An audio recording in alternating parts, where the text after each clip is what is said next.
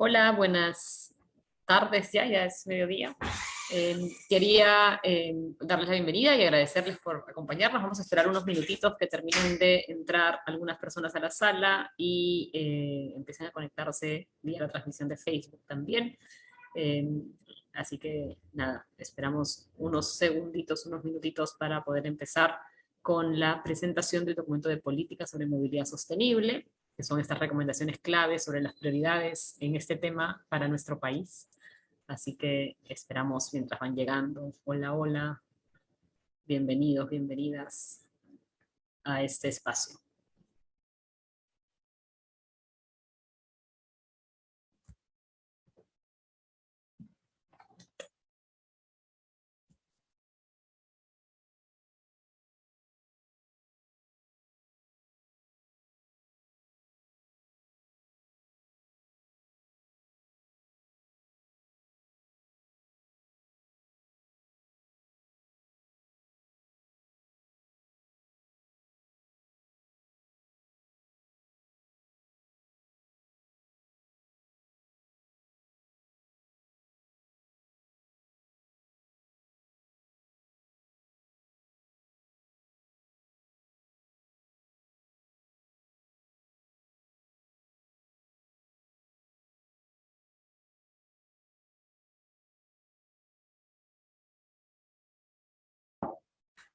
Bueno, entonces ahora sí, damos inicio a la presentación del documento de política sobre movilidad sostenible, recomendaciones claves sobre las prioridades para la movilidad sostenible en el Perú. Yo soy Mariana Alegre, directora ejecutiva de Lima Cómo Vamos, y es un placer para mí estar en este evento presentando este documento que espero sea útil para quienes toman decisiones a nivel de las políticas públicas, pero también, por supuesto, para ciudadanos, ciudadanas, representantes de organizaciones privadas, de sociedad civil, de la academia, y que eso en ese sentido sirva para ayudar a tener un panorama complementario sobre hacia dónde debemos estar impulsando nuestros procesos urbanos en la temática del transporte y la movilidad sostenible. Es importante, por supuesto, entender a modo ya de mensaje general la importancia de pensar en sistemas de transporte integrados y sostenibles que se vinculen y se articulen con el bienestar de los ciudadanos y de las ciudadanas, y por supuesto que sirva también para garantizar una serie de derechos y del bienestar propio de los ciudadanos, tanto a nivel económico como a nivel social, ambiental y cultural. Tenemos que tener en cuenta, por supuesto, que el transporte en todas sus modalidades, y ojalá si es además integrado, da oportunidades laborales, educativas, contribuye pues, a preservar los vínculos sociales, distribuye justamente a la población a partir de los trayectos que realiza y por lo tanto alimenta a las ciudades y a los territorios de la vitalidad que necesitan. Obviamente el contexto actual del COVID-19, y ayer en un evento en el que estaba sobre ciudades inteligentes discutían acerca de la idea de la capacidad que se tiene de entender todavía que estamos viendo una nueva normalidad, y uno de los señores decía que en verdad había que pensar en una nueva realidad, ¿no? A partir justamente de los patrones y los cambios que estamos viviendo. Y obviamente una de estas transformaciones se ha dado en la forma en la que nos movemos en la ciudad, y cómo una serie de estrategias e impulsos que se venían trabajando y que inclusive nosotros veníamos impulsando pre-pandemia, han tomado ahora más fuerza y más intensidad, ¿no? Que tiene que ver justamente con los nuevos activos para moverse. Y por supuesto, no ha dejado de ser relevante importante la atención que necesita el transporte público que lleva a la mayor cantidad de pasajeros, de viajes, de ciudadanos, de ciudadanas a sus destinos. A esto además hay que agregarle la capa de las otras crisis que vivimos, en particular la crisis climática, y de qué manera en ese sentido tenemos que seguir apostando por garantizar estrategias de movilidad que a su vez no contribuyan con perpetuar o agrandar las crisis ambientales, la crisis climática, y por lo tanto aumenten la vulnerabilidad de todos nosotros. Pero bueno, sin más, y antes de pasar al documento en sí mismo. Quiero primero agradecer a los miembros de la Agenda Urbana, que es este espacio de discusión y articulación en favor de políticas públicas y políticas urbanas, en relación en particular, en este caso, a la temática de transporte sostenible y movilidad sostenible. Son las siguientes organizaciones: el Banco Mundial, la Embajada de Canadá en Perú, la Embajada del Reino Unido, de los Países Bajos en Perú, NLX, DP World, DD, la Cooperación Alemana para el Desarrollo, GIZ, Lima Expresa y Uber. Contarles también que de la misma manera como tenemos esta agenda urbana en términos de transporte sostenible, tenemos otro proceso en temas de espacios públicos, y poco a poco iremos activando otras temáticas de la mano, por supuesto, de aliados en los distintos sectores. La estructura del evento del día de hoy es que vamos a tener en primer lugar la presentación del documento de política a cargo de Patricia Lata y de mi parte, y luego pasaremos una ronda de comentarios por parte de María Jara, presidenta de la ATU, y de Felipe Targa, especialista del Banco Mundial en Transporte Urbano. Luego los puedo presentar con más detalle. Pero bueno, sin más, empezamos con la presentación, así que Pati, adelante, te dejo a ti el micro y la pantalla.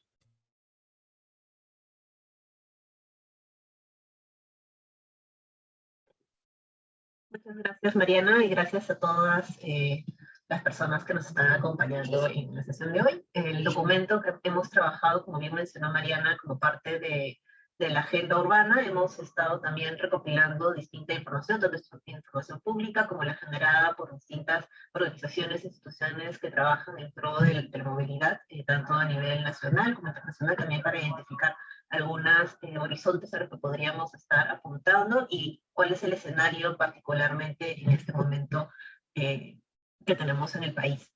Si pasan a la siguiente lámina, por favor. Sí, a la siguiente. Ok, bueno, simplemente en este documento la temática de movilidad y de transporte es bastante amplia, nos hemos centrado en lo que es la integración del sistema de transporte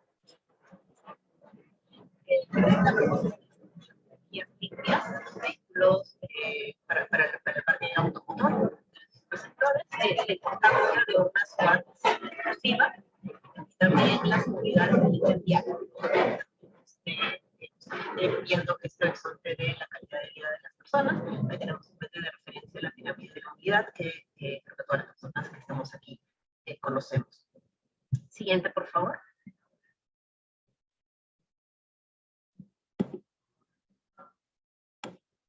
Ok, entonces, simplemente para también dar un dato en general que nos introduzca el tema, sabemos de que el parque automotor mantiene una tendencia de crecimiento. Podemos ver en ese gráfico las cifras que se tienen a nivel nacional, y nosotros hemos hecho una agrupación de los distintos...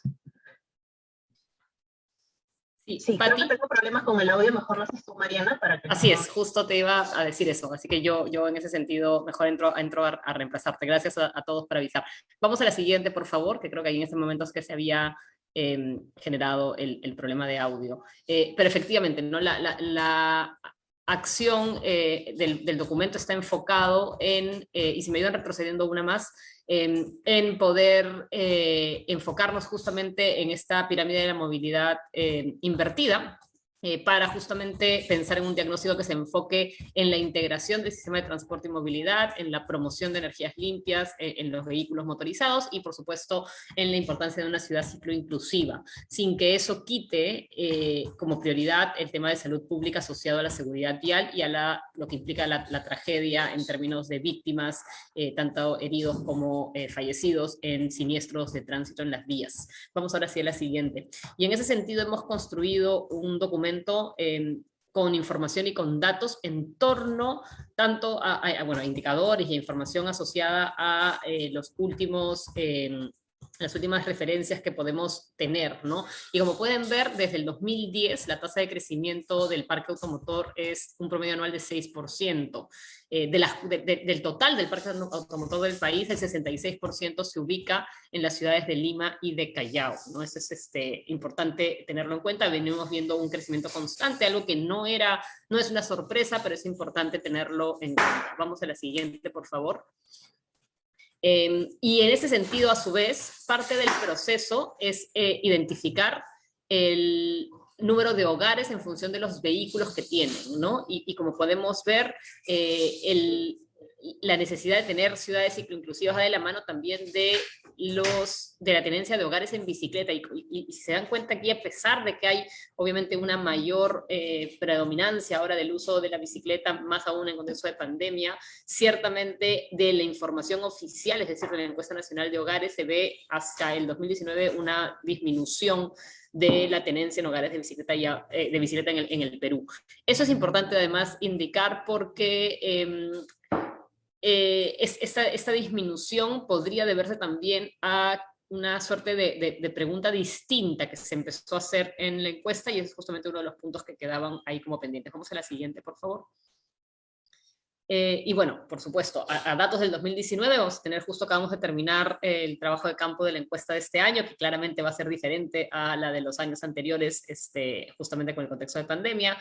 Tenemos, en el caso del 2019, un 40% de los viajes diarios en Lima y Callao se van a realizar en modos de transporte público convencional, ¿no? Pueden ver ahí la información, en este caso de la Autoridad de Transporte Urbano, y esto nos permite mostrar también una confirmación, ¿no?, de la importancia del rol del transporte público clásico en nuestras calles, y de qué manera además atender justamente la demanda y a las características y estrategias de este tipo de movilidad. Como pueden ver, en modo no motorizado aquí estaría alrededor de un 20%, 21% casi, ¿no? Vehículo privado equivalente. Bueno, vamos a la siguiente. Y como siempre, ¿no?, los modos más organizados, metro, metropolitano, corredores, todavía tienen porcentajes pequeñitos a partir justamente de la cobertura que tienen a nivel de la ciudad. Ok. Por otro lado, ¿no? De acuerdo al Banco Mundial, en un estudio que trabajó hace poco, se estima que más de un 40% de los viajes en Lima y Callao son viajes cortos, ¿no? De menos de 30 minutos, eso da un aproximado de unos 5 o 6 kilómetros. Y estos viajes, en función de los destinos y en función, por supuesto, del perfil de la persona que los hace, bien podrían ser realizados en bicicleta, ¿no? El mismo Banco Mundial nos indica cómo la bicicleta genera un costo-beneficio social de 0.26 centavos de dólar por kilómetro frente al costo que genera el costo neto que se genera por kilómetro para el caso de los autos, que es de casi 0.90 centavos de dólar, ¿no? Entonces es importante tener en cuenta para identificar qué cosa es más costo efectivo en términos de las inversiones que se van a realizar. Vamos a la siguiente. Por otro lado, ¿no? En el caso de la cuarentena, que generó una serie de restricciones vehiculares, se generó también o sea, de manera quizás no buscada intencionalmente, un incentivo para la transición hacia el uso de la bicicleta, ¿no? Vamos a ver si esto es algo que se sostiene, pero pueden ver aquí la cifra de las importaciones de bicicletas en Perú, y claramente hacia hacia septiembre, octubre, noviembre, hemos visto cómo se ha disparado de manera importante en el año 2020, ¿no?, en comparación con el año 2019 prepandemia. Vamos a la siguiente, por favor. Sí, y por otro lado, la ocurrencia de siniestros viales, ¿no?, en el país, vemos también una situación dada la baja, producto justamente del no uso de los vehículos y las restricciones impuestas con motivo de la emergencia sanitaria, pero sin embargo, igual estamos frente a un escenario de exceso, ¿no?, de siniestros viales según la tasa, o sea, calculándola por tasa de habitantes. Vamos a la siguiente, por favor. Y de vehículos. Y bueno, nuevamente, ¿no?, las causas de estos siniestros están involucrados principalmente a la imprudencia del conductor, al exceso de velocidad, en tercer lugar a temas vinculados al consumo de alcohol, y en cuarto lugar a pistas en mal estado, ¿no? Y esas son las categorías oficiales. Sin embargo, sí es importante que podamos entender que la categorización vigente no necesariamente refleja las causas reales de los siniestros de tránsito. De hecho, en varios momentos vamos a encontrarnos frente a imprudencias del conductor que en realidad se han causado por mala infraestructura, solamente que estamos tan acostumbrados a interpretar que esa mala infraestructura es así, que ni siquiera podemos mirar con atención quién ha fallado en el contexto específico, ¿no? Entonces esto implica un replanteamiento de la infraestructura y del diseño de las calles, y a su vez, por supuesto, de la promoción de mejores prácticas de conducción, mejores vehículos y mayor seguridad en ellos. Vamos a la siguiente, por favor. Y claro, en ese escenario se nos plantea también una oportunidad, ¿no?, para transitar hacia un mejor escenario climático, ¿no? Tenemos el contexto en torno a las emisiones de gases de efecto invernadero, donde el sector de transporte está con una emisión de alrededor del 41%, ¿no? Y dentro de este porcentaje de 28.3% que corresponde al sector de energía, ¿no? Y por su parte, ¿no?, la distribución de los gases de efecto invernadero según las categorías que se están atribuyendo, vemos como el transporte terrestre claramente ocupa el mayor, ocupa prácticamente el total, ¿no? El 91%, 92% asociado a esta distribución de gases. Vamos a la siguiente. Eso igual es también prepandemia, ¿no? Bueno, y a partir de ahí también, ¿no?, encontramos cómo el consumo energético de los vehículos va a venir principalmente de fuentes fósiles, ¿no?, gasolina o gas, que ahora está tan coyunturalmente puesto de moda, tanto GLP como GNV, bueno, diésel y otros, ¿no? Y a partir de ahí vemos también, fíjense el porcentaje, por ejemplo, de vehículos híbridos, ¿no?, que todavía estamos en 0,01%, ¿no?, con un número de 357 híbridos circulando, versus todos los que están en gasolina, diésel o los que están en GLP, GNV. Vamos a la siguiente. Y claro, en ese sentido, ¿no?, dentro de la expectativa de lograr un escenario de carbono neutro para el 2050, tenemos que tener en cuenta, una serie de medidas necesarias para justamente implementar una serie de cambios, ¿no?, para lograr un cambio de matriz en el sector transporte, ¿no? Y en ese sentido, este documento que fue realizado por Enel y Deloitte nos muestra una hoja de ruta de transición energética para tener un país sin emisiones, que implica, en primer lugar, por supuesto, priorizar el transporte público, ¿no?, que es algo que se viene discutiendo y conversando desde mucho tiempo atrás, y es una de las agendas del Lima Cómo Vamos desde su creación. Por supuesto, una adopción temprana para migrar hacia un modelo de camiones eléctricos y de logística urbana con bajas emisiones, transitar hacia una movilidad eléctrica y, por supuesto, generar la infraestructura necesaria para los puntos de recarga, ¿no?, al mismo tiempo que normar de manera correcta y en este caso restrictiva las emisiones, castigándolas ahí donde sea conveniente.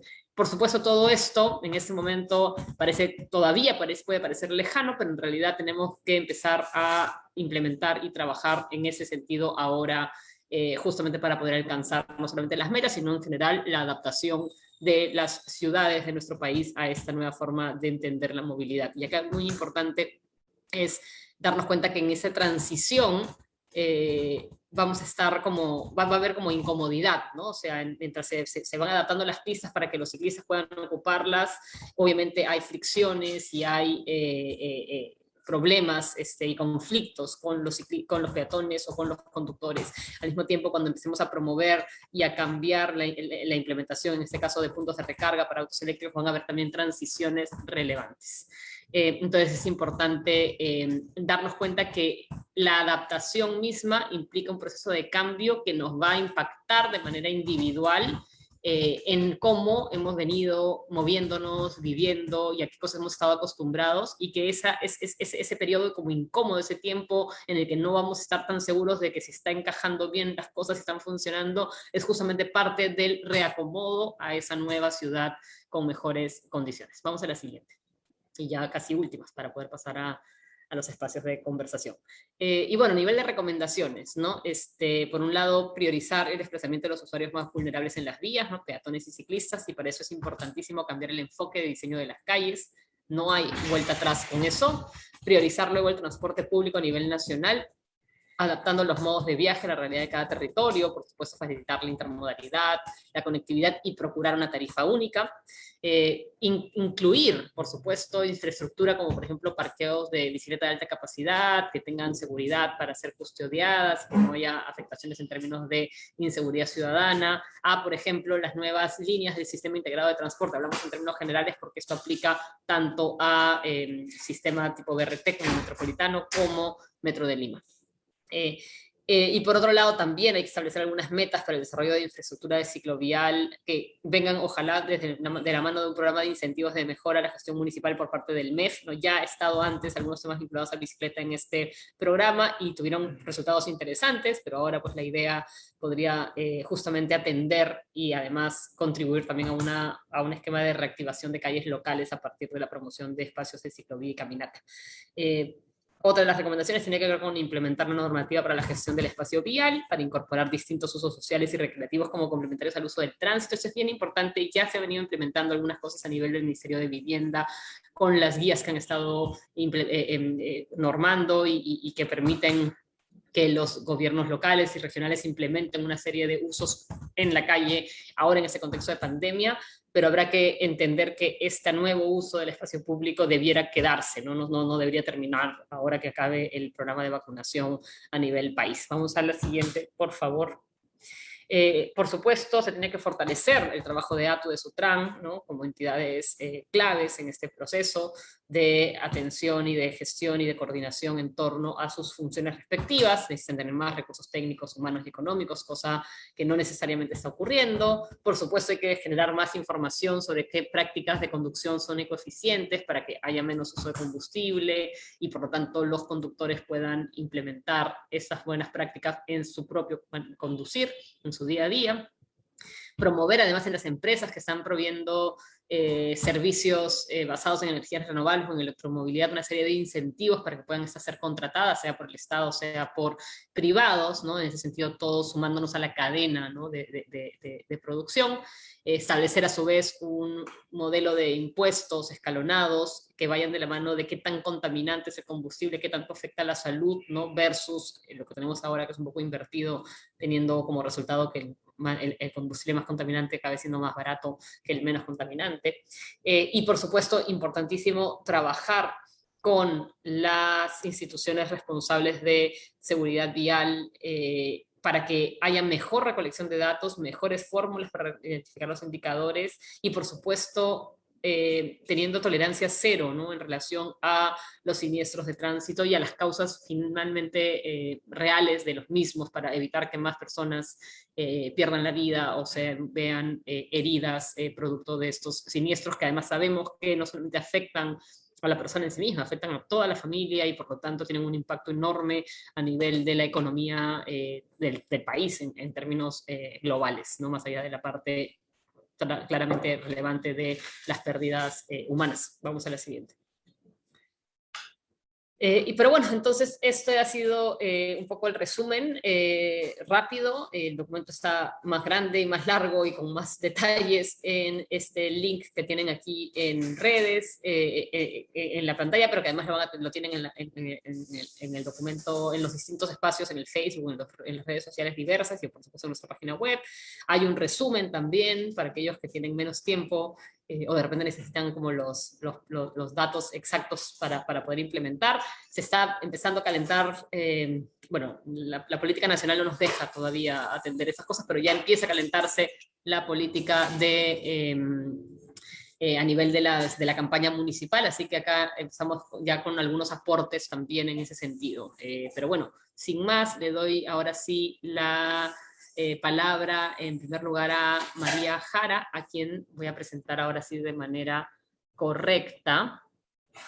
A ver, déjenme un segundo que encuentro mi guión, aquí está. Entonces ahora sí, María Jara Risco, ella es ex ministra de Transportes y Comunicaciones, ha sido superintendente de la Superintendencia de Transporte Terrestre de Personas, Carga y Mercancías, es abogada por la Pontificia Universidad Católica del Perú, con estudios de maestría en Derecho de la Competencia y la Propiedad Intelectual en la misma universidad, y actualmente es presidenta ejecutiva de la Autoridad de Transporte Urbano para Lima y Callao, la ATU.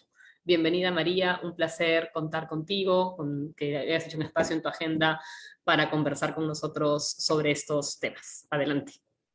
Te van a activar el micro en este momento.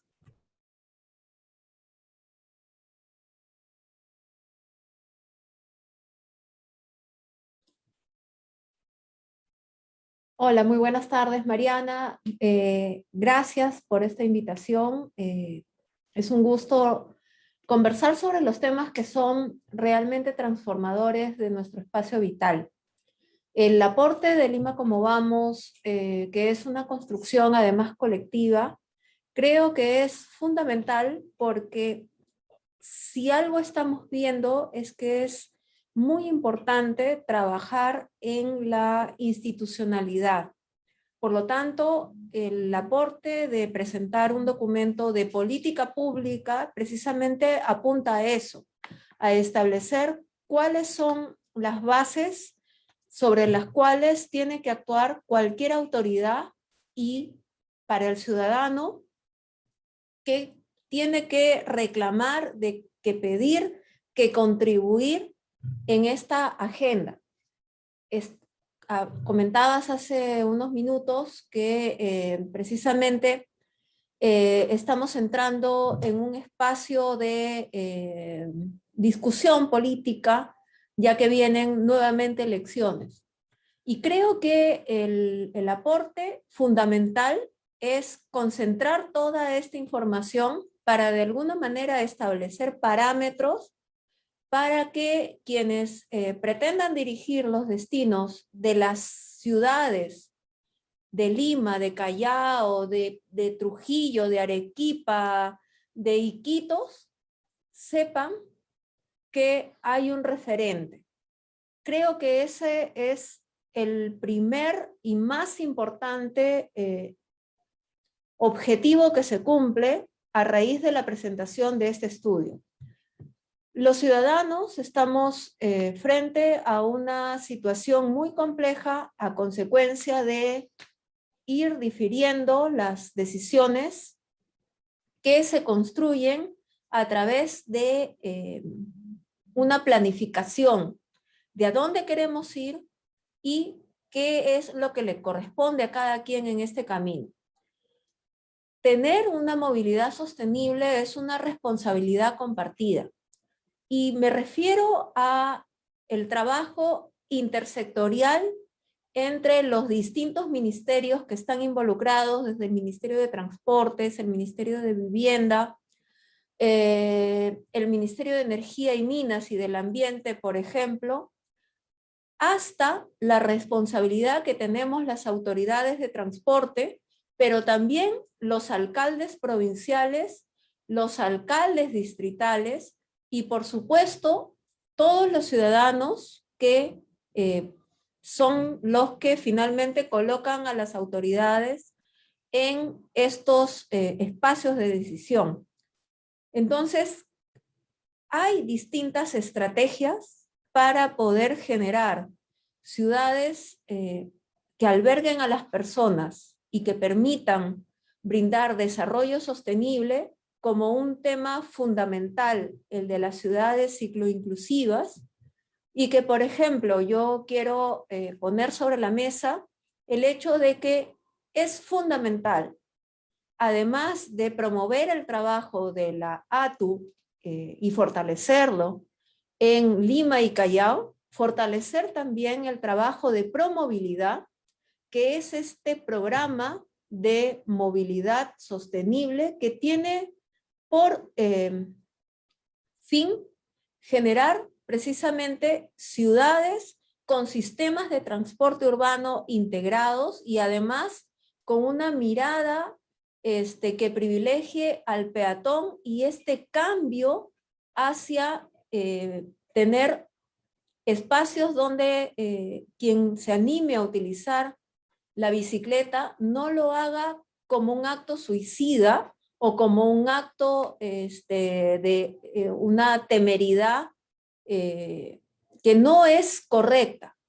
Y no es correcta porque son las autoridades que se encargan de planificar las vías, planificar el espacio público los que tienen que aterrizar y acondicionar lo que en este momento ya existe para poder albergar a todas las personas y que no sean nuestros peatones ni nuestros ciclistas los que terminen siendo los más vulnerables. Es una realidad que tenemos que cambiar.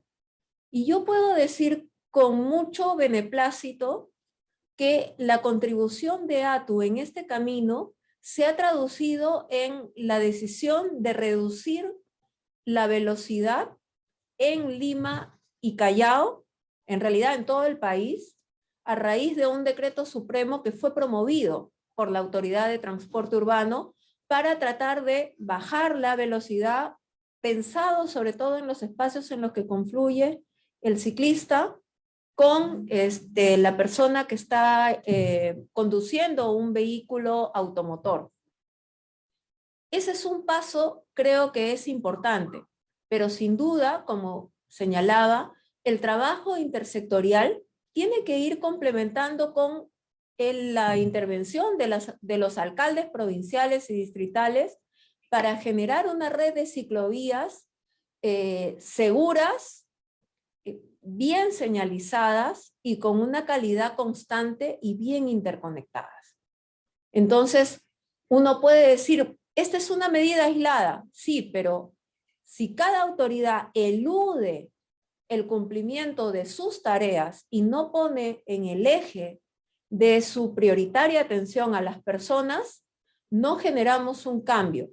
Y el cambio además viene de parte de los ciudadanos. Hemos visto que en pandemia ha habido la oportunidad de cambiar la forma como nos movilizamos para que las personas puedan utilizar más la bicicleta.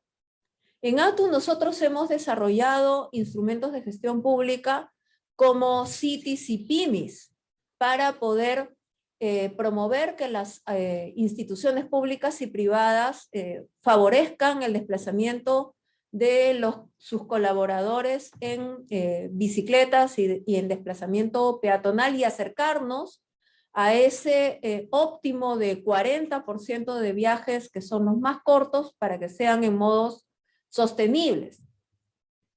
Pero ese trabajo queremos en esta oportunidad fortalecerlo con una medida que a nosotros nos parece importante. Estamos en una situación de crisis económica y lo que estamos trabajando es un paquete que nos permita generar que desde el Ministerio de Economía y Finanzas pueda cerrarse una suerte de subsidio para poder acceder a más bicicletas.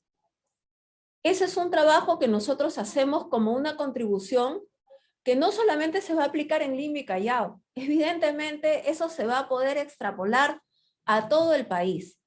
Nosotros en el ámbito de nuestras responsabilidades, yendo ya a la promoción del transporte público, quiero aprovechar el espacio para informarles a todos que uno de los temas fundamentales de nuestro trabajo ha sido afrontar las condiciones de vulnerabilidad de las personas frente al COVID.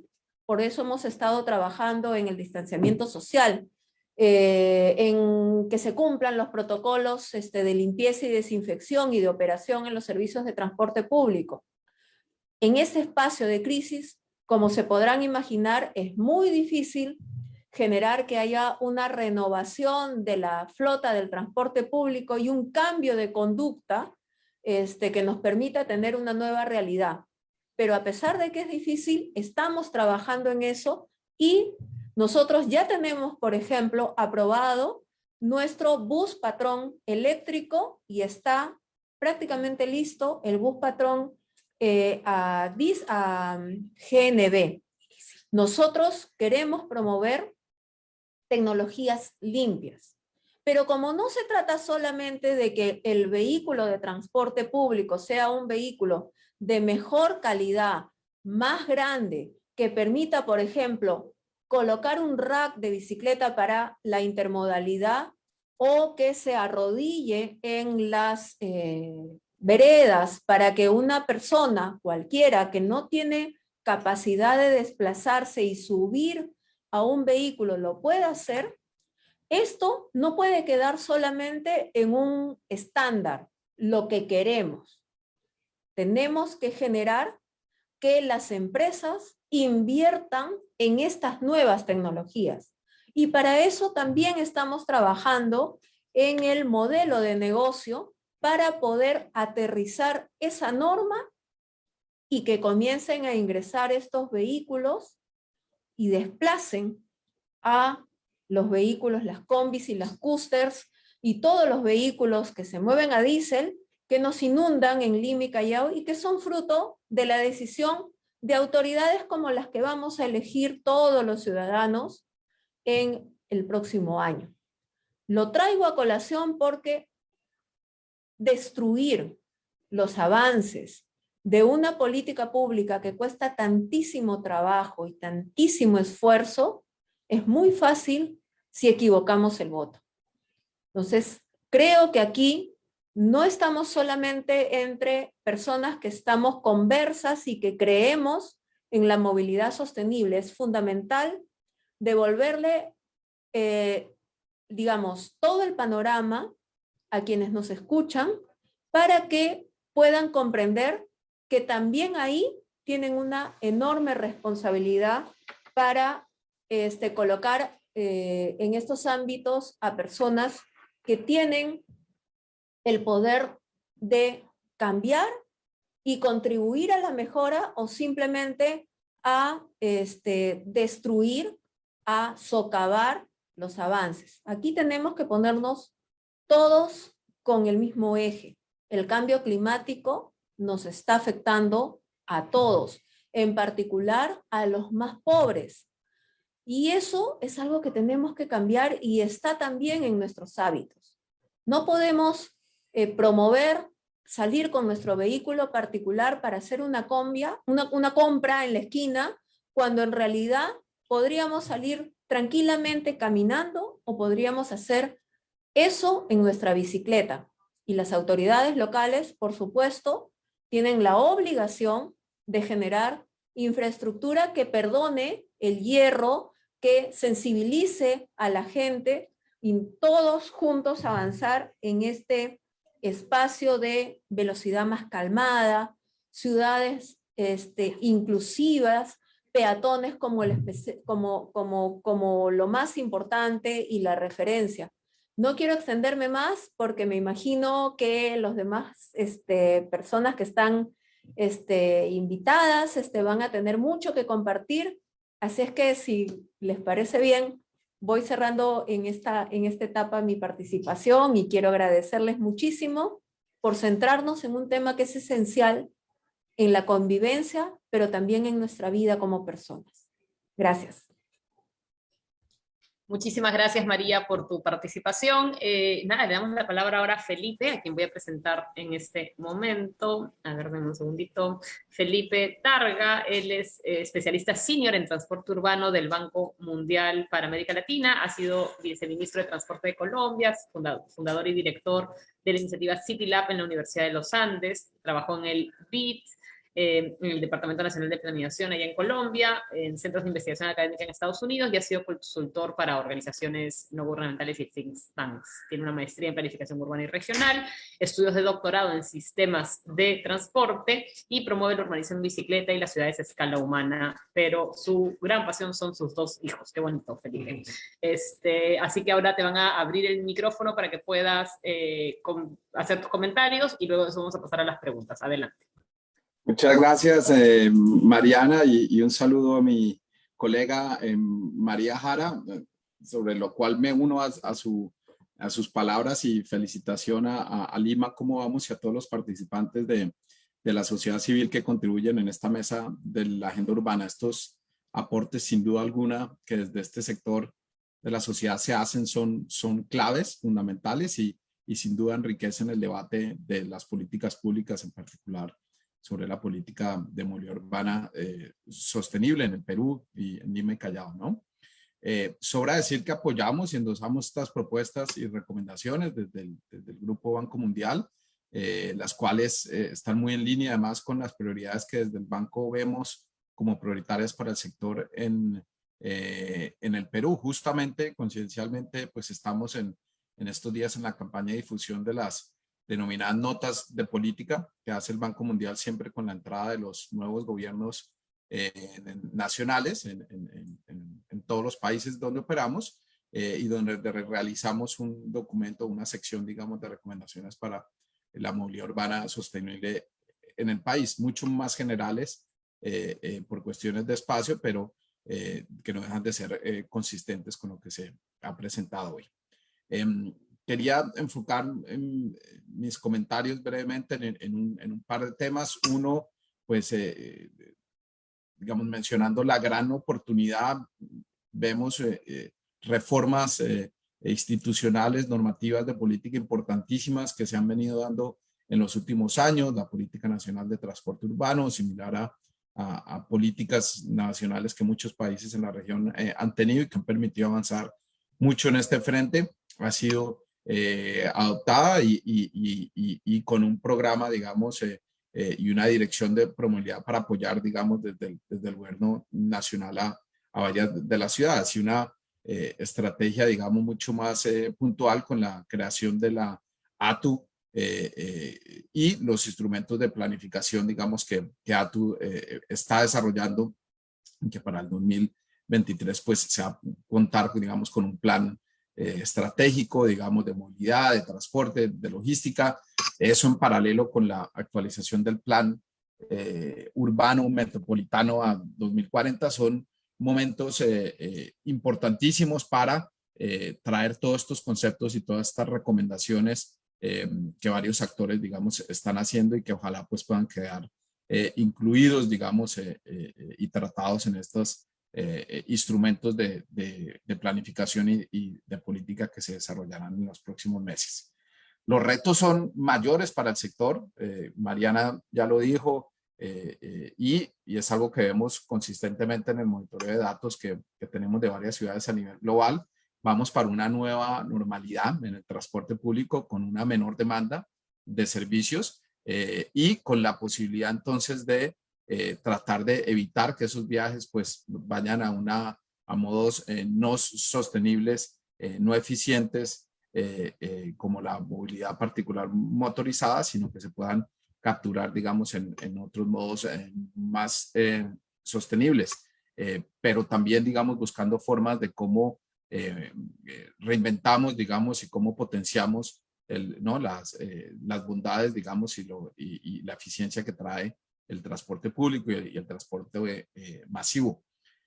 Este reto post-pandemia se suma a la crisis que ya veníamos viendo de los procesos de transformación y de modernización de los sistemas de transporte público en la región, y en el cual pues Lima viene, digamos, ejecutando, digamos, Lima y Callao el propio proceso. Estábamos y un poco viendo las experiencias que desde Colombia, México y otros países, pues veníamos en un momento de crisis en donde estamos enfrascados en un falso concepto que estos costos de formalización deberían ser cubiertos con una tarifa de usuario. Era un tabú en ciertos países, particularmente el mío, digamos, en Colombia, hablar de subsidios a la tarifa, mientras que sí se hacía con otros sistemas, como los sistemas metro, o como lo hacían en la mayoría de ciudades del mundo con sistemas formales y modernos de transporte público. Y se hace porque tiene pues un fundamento de fondo de eficiencia económica. Es un segundo mejor ante la imposibilidad de internalizar todos los costos, digamos, todas estas externalidades y subsidios implícitos que ha tenido por décadas el auto particular. Y aquí rescato ese avance que tiene la ATU, digamos, con esta adopción de la política de subsidios para el transporte público. Ahora el reto es cómo se fondea, ¿no? Y la pregunta de fondo es ¿quién paga? ¿Quién paga por esto?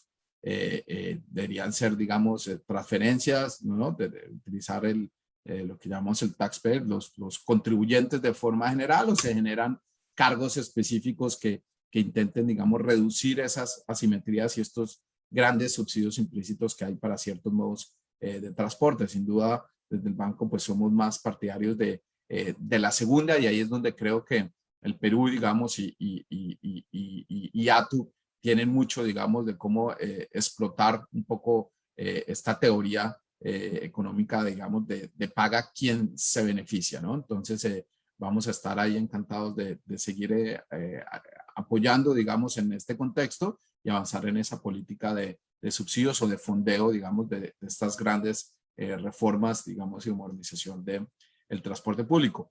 En particular, quería comentar una publicación que estamos trabajando y que va a salir en el próximo mes. Es una serie de documentos, lo llamamos los Transport Decarbonization Investment Series, ¿no? Entonces, estamos enfocados en cómo financiar y cómo fondear grandes de estas reformas que se requieren para la descarbonización del sector. Estamos trabajando en el de movilidad activa y explorando, digamos, varios mecanismos e innovaciones de financiamiento y de fondeo. Pero acá, pues, nuevamente, yo digo que en estos foros y demás, no tenemos que convencer a los convencidos, que somos la mayoría de los que estamos acá. El reto realmente es en convencer a los profesionales, los practicantes que han estado durante décadas o años, digamos, trabajando en un ciclo, digamos, o unos incentivos hacia el diseño, digamos, y planificación de ciudades que favorecen otros modos de transporte y en particular enfocadas al vehículo particular. ¿Cómo rompemos esa tendencia?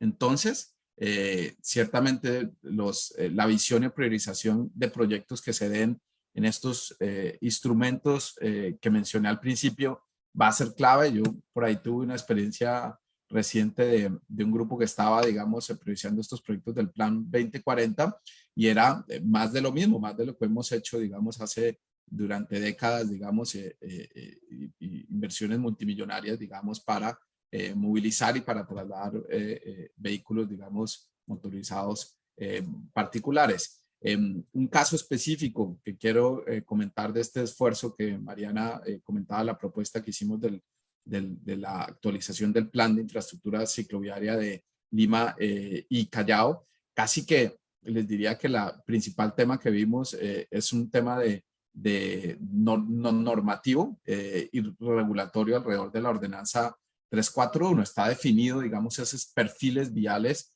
de toda la red metropolitana y local en una ordenanza, que cambiarla, digamos, cada proyecto concreto que se hace requiere, digamos, un proceso de cambio de esa ordenanza. Y lo que proponíamos es más que unas ciclovías, digamos, en estas secciones, pues es un tratamiento integral de la calle. De hecho, desarrollamos perfiles para todos los 1.173 kilómetros nuevos que se proponían y es una transformación un poco del perfil de la calle con pacificación del tráfico. O sea, si no se logra manejar, digamos, las velocidades y el flujo, pues es algo, digamos, que van a seguir siendo corredores de alto nivel de estrés, de inseguridad para los ciclistas, si no logran captar, digamos, esos usuarios, digamos, que están interesados, pero muy preocupados con los temas de seguridad.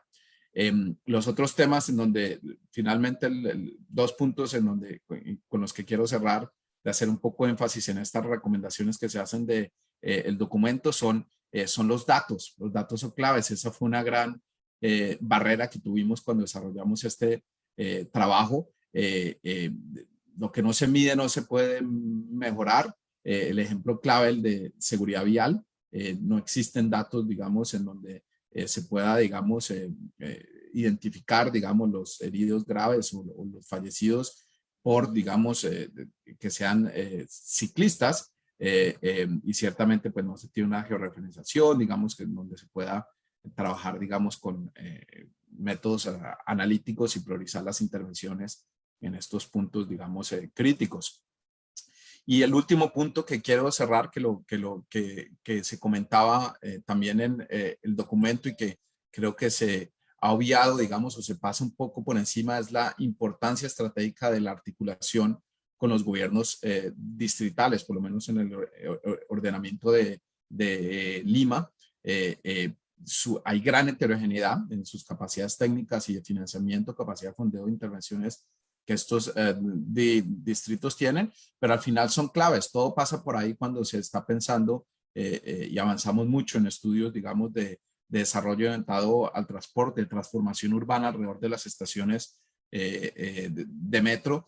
Todo pasa, digamos, por una capacidad y coordinación con los gobiernos locales en los distritos, de generar esa ciudad proximidad que al final es lo que uno busca, ¿no? Más que proveer servicios de movilidad, es como uno afecta, digamos, los usos del suelo y las actividades para tener esa ciudad de proximidad, la conectividad última milla, las estaciones de transporte masivo, los sistemas de bicis públicas. Todo pasa por una coordinación, digamos, implementación a partir de estas unidades de gobierno subnacional, y en donde pues va a requerir, además de un fondeo o posibles transferencias, digamos, desde las autoridades nacionales o metropolitanas, una coordinación, digamos, en la planeación y ejecución de estas inversiones. Esos son los puntos que quería comentar, y nuevamente pues muy agradecido por esta invitación y felicitar el gran trabajo que se ha hecho con este documento propositivo de recomendaciones de política móvil urbana. Gracias. Muchísimas gracias, Felipe, por tus comentarios y por los retos que efectivamente se vienen. Vamos a pasar ahora a un espacio en que yo voy a revisar algunas de las preguntas que han llegado aquí en el Zoom y otras que están llegando por el Facebook, que me las están pasando también aquí al chat. Y en esa línea vamos a tener luego una conversación donde tanto María, Felipe y yo tendremos unos minutitos para conversarlos, ¿no? A ver, entonces Alejandro Granados nos menciona que a pesar de lo lejano, en el ex ya tiene un bus eléctrico y un par de puntos de recarga, ¿no? Obviamente hay retrasos con el contexto de la pandemia. Es un tema en torno justamente a lo eléctrico. Ahora tenemos luego, en relación a temas de bicicleta, hay varias preguntas. Alexandra Arca nos pregunta, a propósito de la inversión en infraestructura para bicicletas, hay que observar que la instalación de parqueaderos ciclistas no pueden invadir o limitar el tránsito de peatones y personas con discapacidad en particular, ¿no? Con una discapacidad en particular. Andrea Burga, que es una activista en discapacidad visual, ha denunciado un caso de Miraflores y otro en San Isidro, ¿no? En ese sentido se vuelven obstáculos. Y claro, es importante que las autoridades tomen nota para pensar en la movilidad de manera inclusiva, ¿no? Alejandro complementa ahí diciendo que coinciden, que no hay que reducir las áreas verdes para nueva infraestructura, ¿no? Ahora, nos pregunta Javier Gembes si hay algún mecanismo, quizá esta pregunta más para la ATU, y de repente Felipe pueda contarnos experiencias internacionales, si hay algún mecanismo que evalúe la efectividad de las medidas que se toman, ¿no? Y además si se ha estimado cuál sería la tendencia en el transporte si no hay ninguna intervención del Estado. Voy a dejar aquí esto como pausado, porque hay varias otras preguntas más y para no marearnos, así que le doy primero el pase a María para comentar alguna de esas, de pronto las de Javier en torno a con qué mecanismos ha evaluado, o sea, sí, qué mecanismos se usan para evaluar la efectividad de las medidas que se van tomando. Así que no sé si María o Felipe, alguno de ustedes quiere entrar a comentar esto.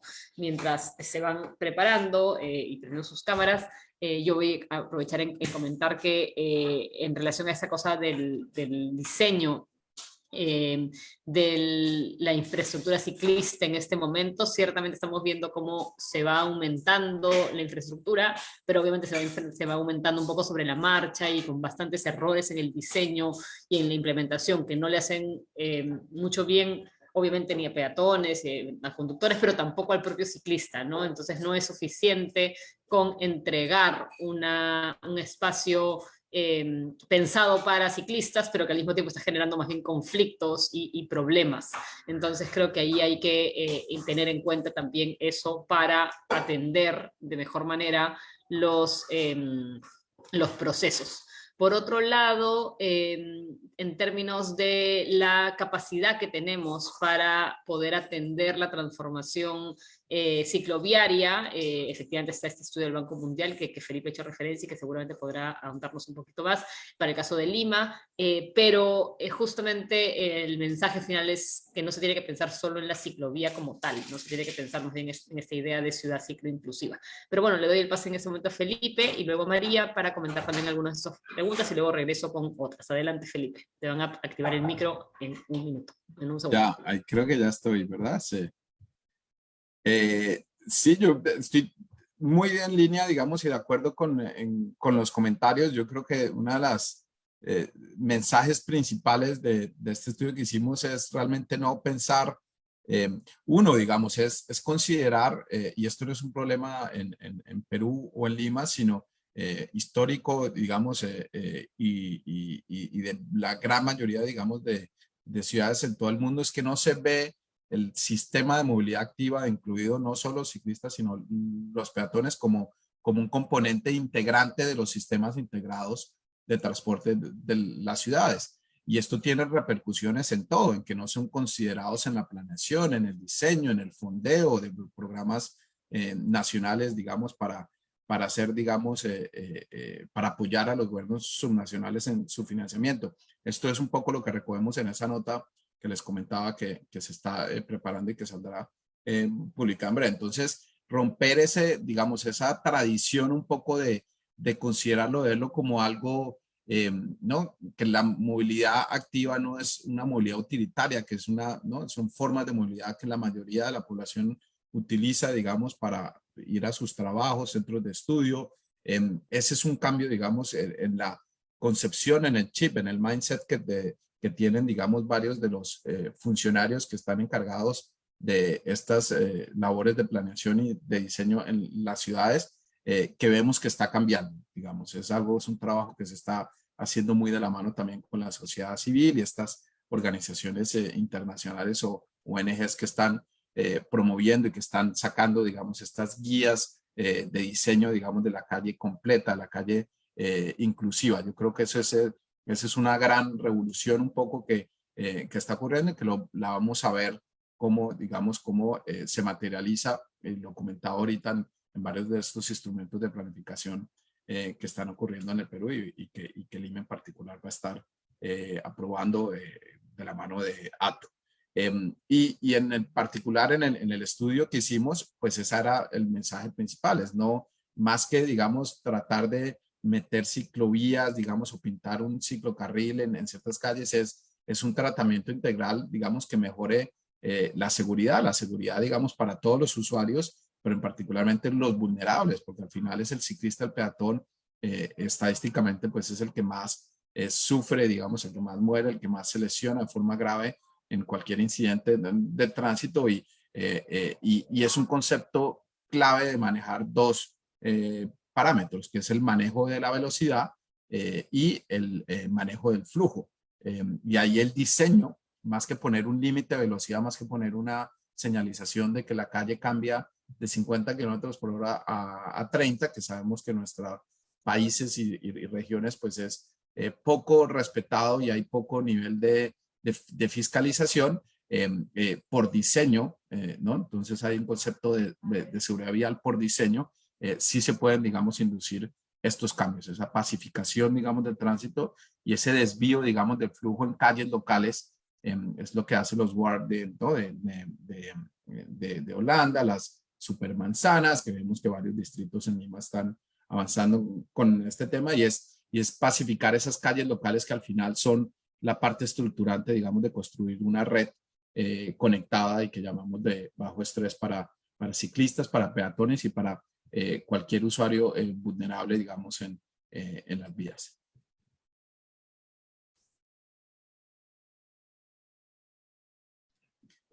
No sé, Mariana, si ahí traté de englobar algunos de los comentarios que nos hiciste, pero... Gracias, Felipe. Ahora sí, María, adelante. Te complemento una pregunta más que ha llegado del camino, que tiene que ver con el asunto de la reducción de las velocidades que has mencionado. Y nos pregunta Andrés Palacios si es que esto va a ir acompañado, por ejemplo, de rediseño de vías, ¿no? Hacerlas más angostas, sinuosas. Hay ejemplos en algunas calles. ¿Qué pasa con las nuevas vías, ¿no? Ahora que se anunció en medio de la pandemia ese programa de nuevas vías locales con el objetivo de la reactivación. Cómo entonces a partir de ahí también hacer una articulación, ¿no? En tanto, obviamente este no es un rol que le toca a la ATU, pero sí cómo lo van a gestionar para que estas cosas puedan pasar desde su rol de articulación para el caso de Lima y Callao. Adelante, María, te van a activar el micro en este momento.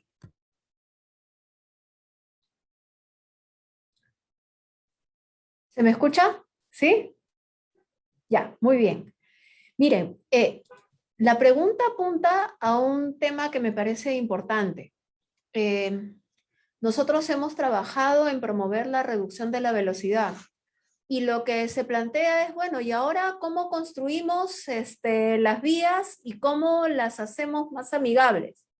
Pues en este trabajo, el Ministerio de Vivienda ha avanzado muchísimo, pero aquí lo que tenemos es que los gobiernos locales, los municipios distritales y los municipios provinciales tienen que dejar de destinar recursos para, por ejemplo, pasos a desnivel que invaden nuestras ciudades para poder poner los recursos en mejorar la accesibilidad de nuestras vías, de nuestras veredas, de nuestros parques, de nuestras pistas. Claro, no es muy fashion un trabajo de esa naturaleza, porque normalmente a los políticos les gusta estar con su placa y con su mega obra.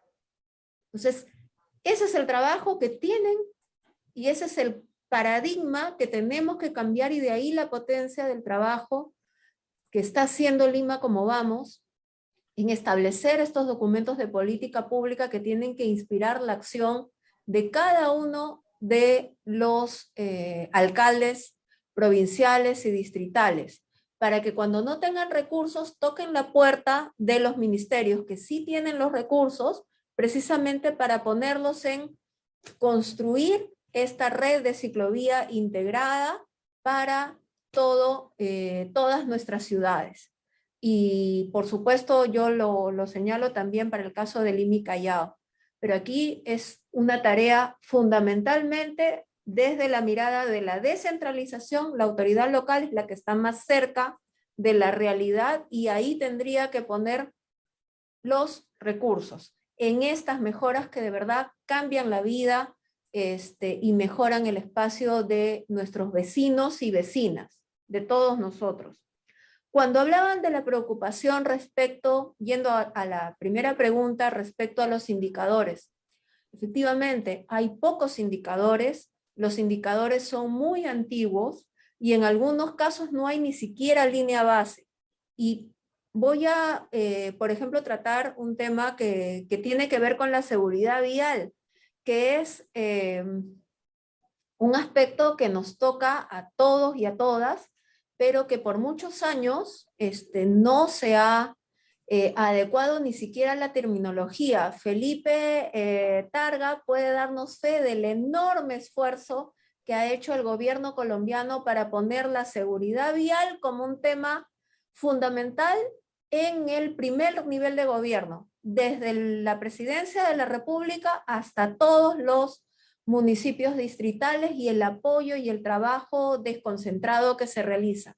Aquí, lastimosamente, todavía seguimos con categorías de exceso de velocidad e imprudencia del conductor, cuando ninguna de ellas tiene claridad. Y no tenemos que inventar la pólvora, tenemos que, y digo tenemos porque aun cuando en ATU nosotros no nos corresponde hacer esa adecuación, sí nos corresponde a ATU y a todos los que estamos participando aquí en exigir que miremos la experiencia internacional y la adecuemos. No tenemos que crear nada. Y sobre esa base, por ejemplo, podemos identificar si es la vía la que no perdona el error, si de verdad tenemos que enfatizar en la sensibilización y en la fiscalización de las conductas imprudentes de los conductores, si tenemos que seguir capacitando a los conductores de transporte público para que entiendan que no están solos en la vía y que también están los peatones y están también los ciclistas. Un tema que para nosotros es importante en ATU es el impacto de nuestro trabajo en limpiar el aire de Lima y Callao. Y para eso, porque además nosotros tenemos que medir cuál es el impacto de nuestras decisiones, pero además cómo arrastramos las decisiones de otros actores, es que estamos prontos, y digo prontos porque ya nosotros hemos iniciado el proceso de adquisición para tener una red de monitoreo del aire, de la calidad del aire, para saber cuáles son aquellos lugares más problemáticos e ir viendo cuál es el impacto de nuestro trabajo y cómo podemos acompañar y coordinar con los otros actores para que esta necesidad imperiosa del planeta y de las personas de tener un ambiente saludable, sano, ir limpiando el planeta, lo podemos lograr. Así es que, por ejemplo, en nuestros planes de movilidad y en nuestros instrumentos de planificación, nosotros tenemos una línea base muy antigua que la hemos ido adecuando, por ejemplo, con Big Data para poder ver cómo se van adecuando los viajes de las personas, y tenemos instrumentos de planificación también para identificar aquellas zonas en las que en el extenso territorio de Lima y Callao todavía no hay, por ejemplo, una oferta formal de transporte público, y por lo tanto la imperiosa necesidad de modificar nuestras rutas de transporte para poder atender las necesidades de limeños y de chalacos y de chalacos y de limeños, y eso mismo exigirles, por favor, a quienes nos están escuchando, que se los pidan y exijan a sus autoridades locales. No podemos permanecer con, digamos, una problemática que no se aborda de manera técnica. Tenemos que avanzar en eso.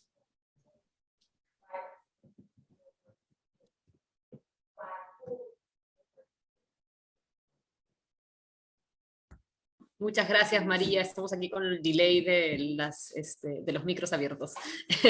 Pero bueno, muchísimas gracias por tus comentarios. Creo que has atendido y respondido algunas de las consultas que nos habían hecho aquí en el panel. Y efectivamente coincidimos los tres que hemos participado de este espacio, y Patti, que está sin micro, pero estoy segura que coincide, con los comentarios que han tenido, y un poco sobre todo a lo que queremos con este documento, ¿no? O sea, nos interesa que, teniendo en cuenta que se viene además ya las elecciones municipales, que va a generar todo un trabajo en torno a las propuestas que aquellos que quieren ser alcaldes o alcaldesas y regidores y regidoras de sus distintas jurisdicciones tengan para poder ofrecer a los ciudadanos, a las personas que van a decidir o no votar por ellos en función de cómo están esas ofertas, ¿no? Y por lo todo, a partir de ahí, cómo está la estrategia de articular. Yo conversaba el otro día con alguien que me decía... ¿por qué hay alcaldes o autoridades que no están haciendo nada, ¿no? Y quizá la respuesta está en que para que un municipio distrital con pocos recursos pueda hacer efectivamente transformaciones, necesita trabajar muy de la mano de alianzas, necesita ir más allá de lo que la competencia y la función le pide, y efectivamente inventar estrategias y soluciones para poder atender esas necesidades que su público, que su audiencia, que sus vecinos, vecinas tienen. Y a partir de ahí es que creo que uno de los grandes retos es que, entendiendo una transformación de los sistemas en torno al transporte, la movilidad y en general a la idea de que la ciudad como el territorio como tal es un sistema complejo, necesitamos pues tener eso claro y poder plantear que las autoridades se puedan plantear metas concretas, ¿no? Que van de la mano de eso que decías, María, de que de repente esa meta no tiene que ser la mega obra, no tiene que ser esa transformación basada en cemento o en infraestructura, sino en políticas de transformación que nos permitan a todos y a todas vivir mejor, que es lo que queremos. Queremos vivir más tranquilos, viajar más seguros, tener trayectos más dignos, gastar menos tiempo. Y eso no se resuelve con una o dos o tres mega obras, se resuelve con sistemas, con articulación, con procesos.